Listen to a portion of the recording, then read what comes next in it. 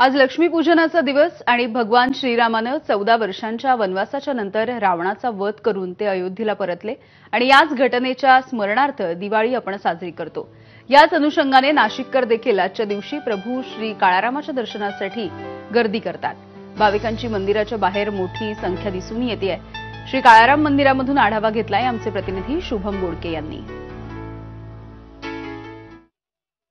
आज दिवाळीचा लक्ष्मीपूजनाचा दिवस आहे आणि आजच्या दिवशी नाशिकच्या काळाराम मंदिरामध्ये प्रत्येक नाशिककर आजच्या दिवाळीच्या सणाची सुरुवात हे प्रभू श्रीरामाच्या दर्शनाने करत असतो। आपण जर बघितलं तर मी सध्या नाशिकच्या काळाराम मंदिर या ठिकाणी आहे।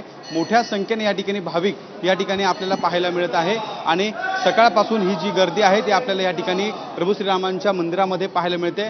मंदिराच्या गाभाऱ्यामध्ये आपण जर पाहिलं तर या ठिकाणी दर्शनासाठी भाविक या ठिकाणी येत आहेत, तर दुसऱ्या बाजूला जर पाहिलं तर मंदिराच्या बाहेरपर्यंत जवळपास 1 किलोमीटरपर्यंत भाविकांची गर्दी ही काळारामांच्या दर्शनासाठी झालेली आहे। या ठिकाणी विधिवत पूजा देखील प्रभू श्रीरामांची होते, आभूषणं चढवली जात आहेत। सकाळपासून या ठिकाणी पूजा विधी सुरू आहेत आणि आपण जर पाहिलं तर एक प्रसन्न वातावरण या ठिकाणी आपल्याला पाहायला मिळत आहे। गाभाऱ्यामध्ये देखील सजावट करण्यात आलेली आहे, आकाशकंदील असेल, फुलांची आरास असेल, अशा पद्धतीचा हा गाभारा सजवण्यात आलेला आहे आणि आजच्या दिवसाची सुरुवात हा नाशिककर प्रत्येक या ठिकाणी प्रभू श्रीरामांच्या दर्शनानेच करतो आणि त्यामुळे आज देखील मोठा उत्साह हा नाशिककरांचा आपल्याला या ठिकाणी प्रभू श्रीरामांच्या मंदिरामध्ये पाहायला मिळतोय। आजचं लक्ष्मीपूजन आहे ते सीतामय्याचं दर्शन घेऊन किंवा त्यांची पूजाविधी करून या ठिकाणी होत असतं आणि आजचा हा दिवस प्रत्येक नाशिककरांसाठी मोठा आनंदाचा दिवस असतो, कारण या ऐतिहासिक काळाराम मंदिरामध्ये येऊन प्रभू श्रीरामांच्या ठिकाणी दर्शन घेऊन आजच्या दिवसाची सुरुवात हा नाशिक करत असतो आणि प्रत्येक